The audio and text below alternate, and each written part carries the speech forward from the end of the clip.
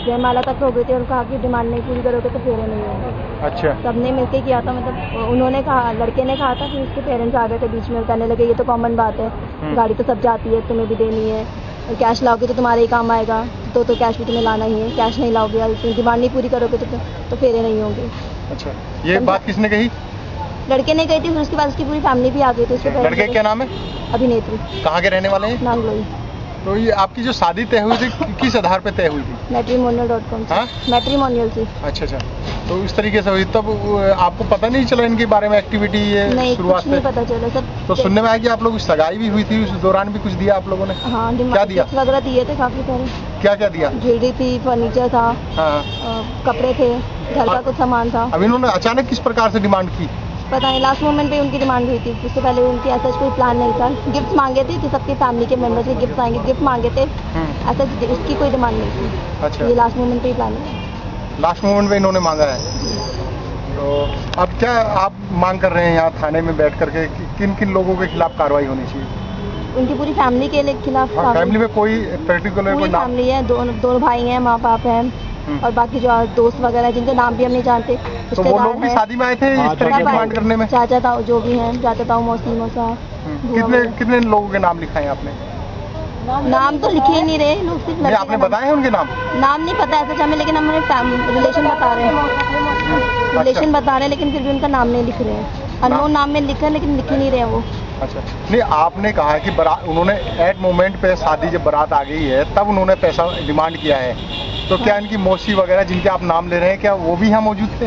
हाँ, सब मौजूद थे शादी में उस टाइम। हाँ, सब मौजूद थे। सब मौजूद थे यहाँ? अच्छा, आप नाम नहीं जानते उनके, लेकिन ये है कि आप नाम लिखा रहे हैं कि मौसी है, मौसा है, इस तरह। तो इनके सारे रिश्ते वालों को पहचानते हैं? कुछ और लड़के वगैरह भी थे, दोस्त थे, पता नहीं कौन थे, भाई थे। तो ऐसे लोगों के लिए क्या सजा मांग करते हैं आप सरकार से? सजा मिलनी चाहिए इन लोगों को। किस तरह की सजा? सख्त सजा मिले। अच्छा, ठीक है। तो क्या वाकया आपके सामने आया ये?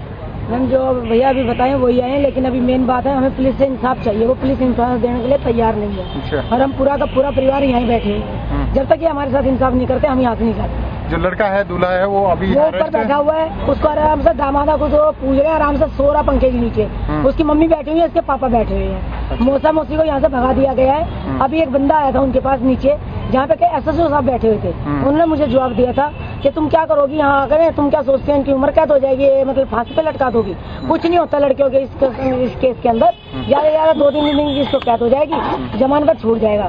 तुम क्यों धक्के खाती फिर रहे हो? जाके अपने घर में आराम से बैठो। ये किसका कहना है? ये SSO साहब से कहना है। साफ तुमको घर जाओ, हमें आप बार एक ही बात कह रहे, जाओ आप घर चले जाओ, आपको नींद आ रही है। अगर माँ बाप परेशान होंगे तो उनको नींद नहीं आएगी, रोएगा नहीं, वो क्या करेगा? इनके सामने आप पूछिए इनसे जाके। तो आप क्या चाहते हैं? हम इनसे इंसाफ चाहते हैं। SSO साहब ने हमें ये बात कैसे कह दी? हम लोग अंदर बैठे हुए थे, एक बंदा आया था, वो अंदर गया, हमें कहता है आप बाहर चले जाइए। अभी तक इस शादी पे आपका कितना खर्च हो चुका है? मेरा इसमें 15 लाख रुपए कंप्लीट हो चुका है। तो वो आप इन लोगों से डिमांड कर रहे हैं? अभी ये डिमांड कर हमसे डिमांड कर रहे थे कल रात को कि हमें एक गाड़ी और चाहिए और 5 लाख रुपए का कैश चाहिए। हमारे पास नहीं, जब हमने मना कर। आप इनसे पैसे लेने, जो आपका खर्चा हो, अगर हमें बंदे मिलेंगे तो हम लेंगे, नहीं तो हमारी लड़की की जो बेइज्जती करे वो हम बर्दाश्त से बाहर है हमारे, हम नहीं कर रहे। नहीं, अगर सख्त से सख्त सजा मिलनी चाहिए। आपको अगर ये लड़के वाले 15 लाख रुपए दे देते हैं तो आप अपना केस वापसी ले लेंगे? नहीं, एक दिन के अंदर, 1 घंटे के अंदर अभी मतलब अगर करते हैं तो वापसी ले लेंगे अपना, फिर वापसी ले सकते हैं। लेकिन अगर लंबा ये केस चलाते हैं तो इसको उम्र कैद की सजा चाहिए हमें, और कुछ नहीं चाहिए। और खास करके इसके भाई को चाहिए, क्योंकि इसके भाई ने इसके पापा के ऊपर हाथ उठाया। शादी हुई थी, ये किस तरीके से हुई? Arrange marriage. जो आप नेट वगैरह बता रहे हैं चैटिंग के द्वारा, कैसे आपने ये रिश्ता तय किया? रिश्ता किस तरह तय हुआ आपका? मतलब वही उसमें प्रोफाइल देखी थी, और प्रोफाइल देख के इन लोगों को हमने अप्लाई किया था, तो ये लोग आए थे। आज आपके ऊपर दहेज का ये आरोप लगा रहे हैं, तो आपको क्या कहना है अपने बारे में? कितनी सच्चाई इस बारे में? दहेज की तो देखो जी कोई बात नहीं है। कभी कहते हैं लड़का मोटा है, कल जब बात हो रही थी ना खाना खाते हो, तो वो अभी तक मैं बता नहीं आता, कह रहे थे कि लड़का मोटा है। अभी इससे थोड़े है ना, मतलब ये बाल थोड़े मेरे उड़ गए, आप देख रहे हो, ये देखिए आप देख रहे हैं। हाँ जी जी, ये थोड़े बाल उड़ गए, गंजा हो गए। तो कहते लड़का गंजा है। मैं कहा जैसा भी था पहले था। तो या तो कल से देखा पकड़ी उतारी थी ना मैंने, जब खाना खाता तब देखा, खाना खाने के बाद ही पंगा हुआ था। लड़की वाले आरोप लगा रहे हैं कि 5 लाख और एक कार मांगी आपने, इसमें कितनी सच्चाई है? सब बातें ये कह रहा हूँ कि मेरे खुद की अपनी मेहनत की कमाई खरीदी हुई 6 लाख की कार है, तो गाड़ी की जरूरत ही नहीं है। दूसरा ये लोग कहते हैं लड़की वाले कि हमारा 15 लाख रुपए खर्च हुआ है, अगर वो दे देते हम पुलिस कार्रवाई नहीं करेंगे, तो क्या लगता है इन बातों से?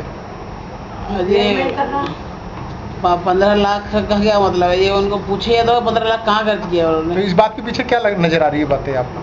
अजी आप ये देखो, उन्होंने तो ये बोला था कि हम दहेज में आपको सोफा देंगे, टेबल देंगे, पता नहीं क्या क्या बोल रहे थे, टीवी देंगे, एलसीडी देंगे। हमने कुछ भी नहीं लिया था, खाली एक डबल बेड लिया, एक अलमारी लिया और एक वो लिया है डाइनिंग टेबल, इसके अलावा कुछ नहीं लिया। और वो सारा फर्नीचर दे रहे थे, दीवान वो सब, हमने कुछ भी, आप उनसे पूछ सकते हो।